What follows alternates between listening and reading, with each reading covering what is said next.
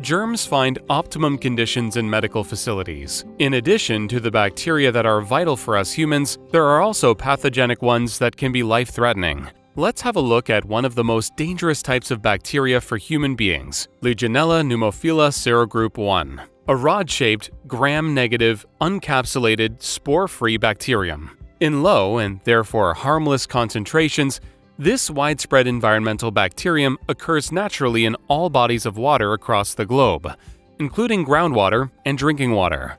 Drinking water systems provide the perfect living environment for Legionella, usually comfortable temperatures between 77 and 113 degrees Fahrenheit. Ideal conditions for a breeding ground. They can be killed at temperatures above 140 degrees Fahrenheit. However, these survival artists are gradually developing a resistance to heat. Stagnant water, low water exchange rates, dead pipes, and low water pressure are all conducive to their reproduction. All of this also promotes the formation of biofilm, and this is where the danger lurks. If Legionella bacterium settle into the biofilm, then their growth will increase exponentially. Amoebae can serve as a host for Legionella. Once enclosed by it, unprohibited reproduction begins until the host cell bursts. The released Legionella look for new hosts, and the process starts all over again. Transmission to humans occurs via sanitary and water installations that carry water contaminated with Legionella. Simply drinking such water or mere skin contact is considered harmless. There is only a risk of infection if waterborne pathogens reach deep into the lungs via atomized water droplets, so-called aerosols, when inhaled. This results in different patterns of disease. Pontiac fever, a milder form of legionellosis, is characterized by flu-like symptoms. Legionnaires' disease, on the other hand, is a serious type of pneumonia that can have a severe course, in particular if it is not treated properly or not treated at all. In principle, these infections can be controlled using therapeutic measures. However, they do not provide for lasting immunity. Legionella infections can also be fatal. The lethality rate of Legionnaires' disease amounts to between 5% and 9% in travel-related and community-acquired cases. For healthcare-associated cases, it even amounts to approximately 13%. The situation is different for vulnerable groups of people whose immune system is weakened. In this case, the death rate can be estimated at 5 to 30% with appropriate case management. Particularly vulnerable people include the elderly, seriously ill patients, as well as premature and newborn babies.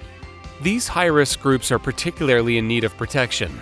Special precautionary measures must minimize or ideally eliminate any sources of danger. In the United States, the CDC, the GSA, and the ASHRAE, among others, provide guidance, guidelines, requirements, and standards for monitoring building water systems in order to control Legionella in healthcare facilities. The Centers for Medicare and Medicaid Services require all healthcare settings to comply with ASHRAE Standard 188.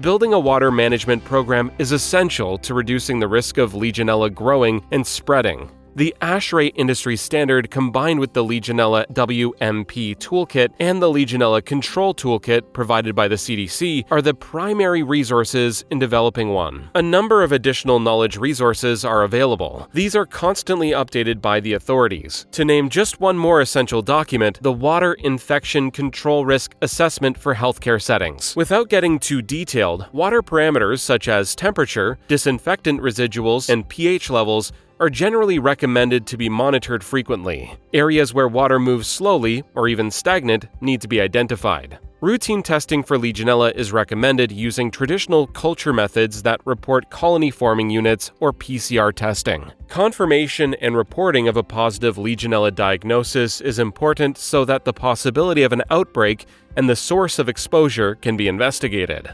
The CDC defines an outbreak as 2 cases of Legionnaire's disease and/or Pontiac fever in a 12-month period. Response measures are required if potable water conditions allow for Legionella growth whenever more than 1 colony-forming unit per milliliter is detected. In addition to chemical disinfection and temperature control, UV irradiation and various operational and structural options are available to combat Legionella. These systemic measures are justified when individually combined. However, the meticulous search for the causes is challenging. Given the usually complex water supply infrastructure and the high resistance of biofilms and bacteria, the focus should preferably be placed on where the danger can be averted. The use of local protective measures actively ensures the safe use of drinking water at the point of use. I3 water filters, point of use, or as inline filters, offer a safe, simple, and ready-to-use solution for efficient infection prevention. They ensure safety for patients, medical staff, and visitors, preventatively, in suspected cases, or in the event of positive findings. In order to save valuable time in an emergency, it is always advisable to have a certain number of filters in stock as a proactive measure.